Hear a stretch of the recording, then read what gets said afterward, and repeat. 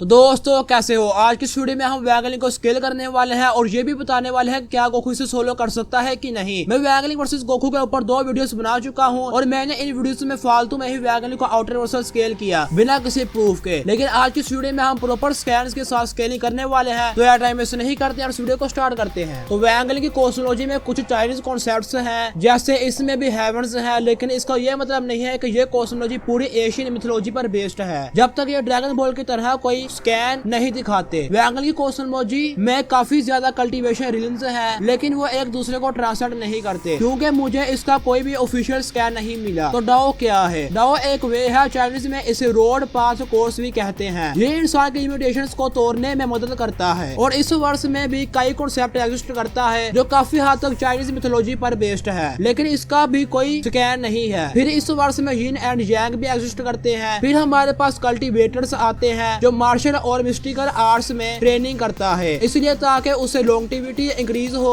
और वो और ज्यादा पावरफुल बने। फिर इस कॉस्मोलॉजी में इमोर्टल्स आते हैं और मुझे लगता है मुझे इसे एक्सप्लेन करने की जरूरत नहीं है क्योंकि आप में से बहुत ज्यादा लोगों को इमोर्टैलिटी के बारे में पहले ही पता होगा। और फिर हमारे पास आती है ट्रांसड्यूएलिटी। बहुत से वैगलिंग फैंस ये आर्ग्यू करते हैं कि उसके पास टाइप 3 ट्रांसड्यूएलिटी है, इसलिए वो हाई आउटर रिवर्सल पर स्केल होगा, लेकिन यह सिर्फ एक मिसकंसेप्शन है क्योंकि ट्रांसड्यूएलिटी भी एक हेक्स है और हेक्स आपको कोई टायर नहीं देती और हाई आउटर के लिए आपके वर्ष में आउटर वर्ष हेडची होना जरूरी है। और अगर वैगलिंग यिन एंड यांग को ट्रांसेंड करता है तो वह टाइप 1 ट्रांसड्यूएलिटी के इक्वल होगा, और अगर यिन एंड यांग उस वर्ष में ऑल डेटिक और ड्यूअलिटीज को कवर करे तो वो टाइप 2 ट्रांसड्यूएलिटी के लिए क्वालिफाई होगा। अगर हम इस वर्ष के रिलिम्स की बात करें तो इस वर्ष में भी ड्रैगन बॉल की तरह बहुत ज्यादा रिलिम्स है, लेकिन कोई भी रिलिम एक दूसरे को ट्रांसलेट नहीं करता क्योंकि इसका कोई भी ऑफिशियल प्रूफ नहीं है या कोई ऑथर की स्टेटमेंट भी नहीं है। तो इस वर्ष में पहले नंबर पर मेन यूनिवर्स आता है जहाँ पर मेनली मॉडल्स रहते हैं। उसके बाद प्लेन ऑफ मिरर्स आते हैं। इसके बाद सुप्रीम वर्ल्ड आता है। नाम इसका सुप्रीम है, लेकिन ये भी जो दूसरे रिम्स है उनकी तरह 3D है क्योंकि ये उनको ट्रांसलेट नहीं करता। उसके बाद हमारे पास हाईएस्ट वर्ल्ड आता है जो सुप्रीम वर्ल्ड से 10,000 गुना बड़ा है। और इसके बाद एशियन यूनिवर्स आता है जो अभी 3D है बिकॉज ये भी अदर स्मॉल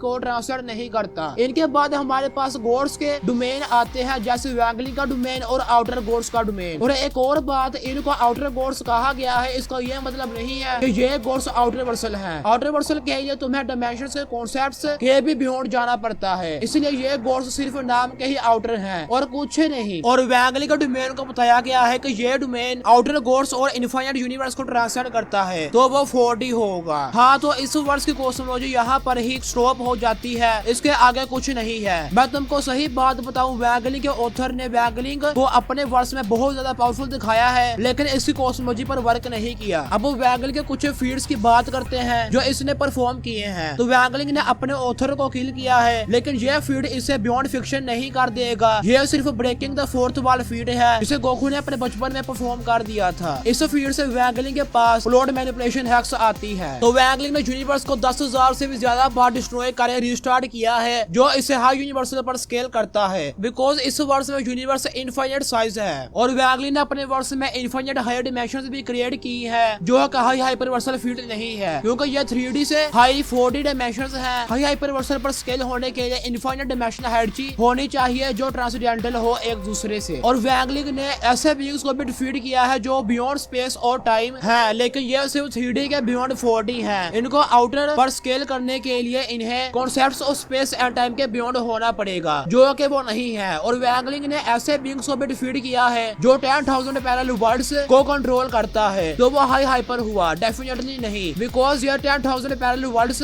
है ना कि इनफाइनाइट। और वैगलिंग ने नथिंगनेस को डिस्ट्रॉय किया है जो इसे आउटर पर बिल्कुल नहीं स्केल करता क्योंकि यह सिर्फ 0D रिल्म होगा जैसा dragon ball down players world of world को बोलते हैं, लेकिन ये नहीं जानते कि इसे कॉन्सेप्ट ऑफ टाइम के भी बियॉन्ड बताया गया है। और जो नथिंगनेस इसने डिस्ट्रॉय की है वो 4D होगी बिकॉज हमें ये ऑफिशियली नहीं बताया गया कि ये concept of space and time के भी बियॉन्ड है। तो यही कुछ नाइस फीड्स हैं जो वैगलिंग ने परफॉर्म किए हैं जो इसे 4D बीइंग बनाता है और टाइम सिस्टम में इसे लो मल्टीवर्सल पर स्केल करता है।